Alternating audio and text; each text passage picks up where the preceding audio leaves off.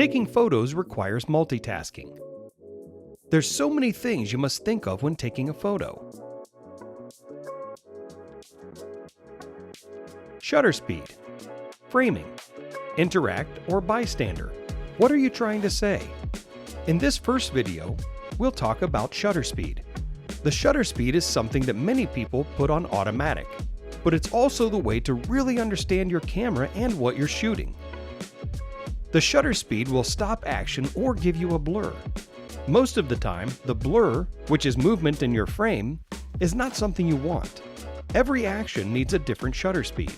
If you're trying to capture a baseball bouncing off of a bat, a plane landing on a runway, or a skateboarder in mid-air, the shutter speed you set your camera at can really help you achieve some beautiful results.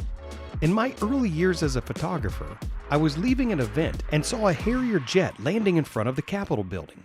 This was a once-in-a-lifetime occurrence. When I got out of my car to shoot the photo, the first thing I had to think of was the shutter speed.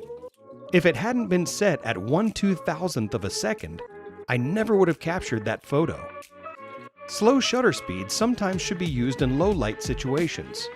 Anything under 1/100th of a second requires steady hands or a tripod. Understanding when you need that can give you beautiful photos in low-light situations. You can also use shutter speeds to achieve some great photos at night. If you really want to capture authentic moments and not have your photos look out of focus, always be thinking of your shutter speed.